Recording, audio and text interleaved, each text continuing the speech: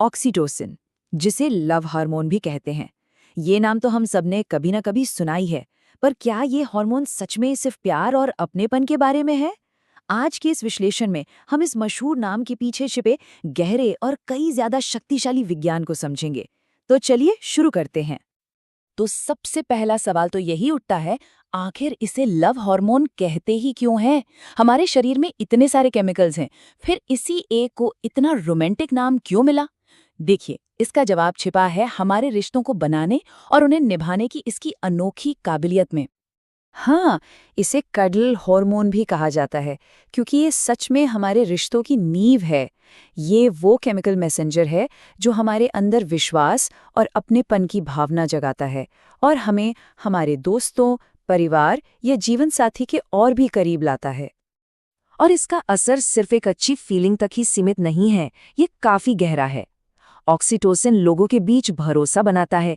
एक माँ और बच्चे के बीच जो शुरुआती और सबसे खास बॉन्ड होता है, उसे मजबूत करता है और यहाँ तक कि हमारी सोशल पहचान को बनाने में भी इसका एक रोल है।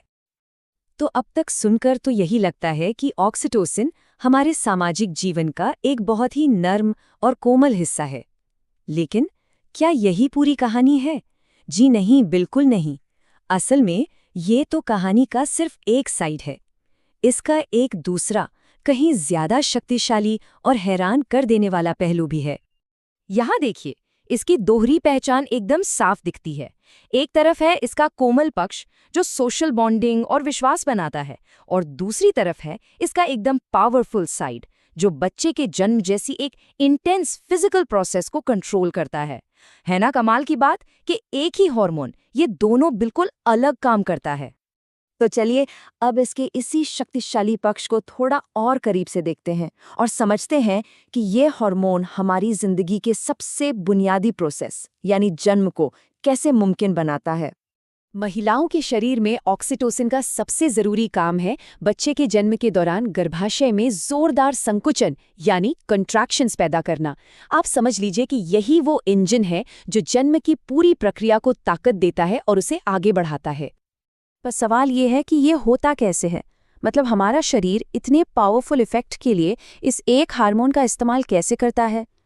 इसका जवाब प्रकृति के एक बहुत ही शानदार बायोलॉजिकल सिस्टम में छिपा है। ये सब कुछ एक पॉजिटिव फीडबैक लूप की वजह से होता है। ये एक ऐसा साइकिल है जो खुद को तब तक और मजबूत करता जाता है जब तक कि उसका आखिरी लक्ष्य पूरा ना हो जाए। इसको ऐसे समझिए, जैसे कोई बर्फ का गोला पहाड़ी से नीचे लुढ़क रहा हो और जैसे जैसे वो नीचे आता है वो और बड़ा और तेज होता जाता है। तो देखिए ये प्रोसेस कैसे काम करता है। सबसे पहले सर्विक्स में खिंचाव होता है जो दिमाग को एक सिग्नल भेजता है। इसके जवाब में दिमाग ऑक्सीटोसिन छोड़ता है। ये ऑक्सीटोसिन गर्भाशय में संकुचन पैदा करता है जिससे सर्विक्स पर दबाव और भी बढ़ता है, और ये बढ़ा हुआ दबाव दिमाग को कहता है और ऑक्सीटोसिन भेजो, और ये चक्र लगातार मजबूत होता चला जाता है। और ये अविश्वसनीय रूप से शक्तिशाली चक्र तब तक नहीं रुकता जब तक कि इसका फाइनल गोल पूरा ना हो जाए, यानी कि बच्चे का जन्म।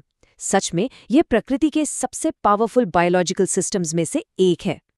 लेकिन कहानी यहाँ खत्म नहीं होती। बच्चे की जन्म के बाद भी ऑक्सीटोसिन का पावरफुल काम खत्म नहीं होता।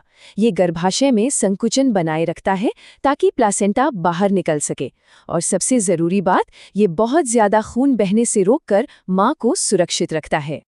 जन्म के बाद ऑक्सीटोसिन ब्रेस्ट फीडिंग में भी एक बहुत बड़ा रोल निभाता है।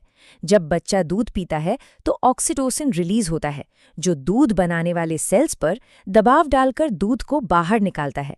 इसी पूरी प्रक्रिया को लेट डाउन रिफ्लेक्स कहा जाता है। तो अब चलिए इन सभी अलग अलग टुकड़ों को एक साथ जोड़ते हैं और देखते हैं कि ये हार्मोन असल में कितना असाधारण है। और यहीं पर इस कहानी की सबसे खूबसूरत बात सामने आती है।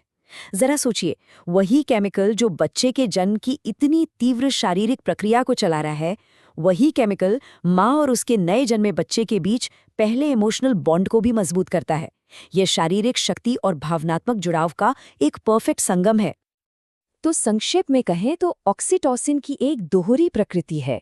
एक तरफ शारीरिक स्तर पर यह जीवन देने और उसकी रक्षा करने वाली एक ताकत है, और दूसरी तरफ सामाजिक स्तर पर ये वो गोंद है जो हमारे रिश्तों को आपस में जोड़कर रखता है। तो इस सब के बाद एक बात तो साफ है, ऑक्सीटोसिन को सिर्फ कडल हार्मोन कहना इसकी असली ताकत के साथ नाइंसाफी है। ये सिर्फ जुड़ाव का नहीं, बल्कि ये जीवन और अस्तित्व का एक मौलिक हार्मोन है। और ये पूरी बात हमें एक बहुत गहरे सवाल पर लाकर छोड़ देती है कि आखिर एक अकेला मॉलिक्यूल हमारे अस्तित्व के दो सबसे जरूरी पहलुओं, हमारी बायोलॉजी और हमारे समाज को इतनी खूबसूरती से कैसे जोड़ सकता है। ये एक ऐसा सवाल है जो हमें प्रकृति के कमाल के डिजाइन और उसकी सुंदरता के बारे में सोचने पर मजबूर कर देता है।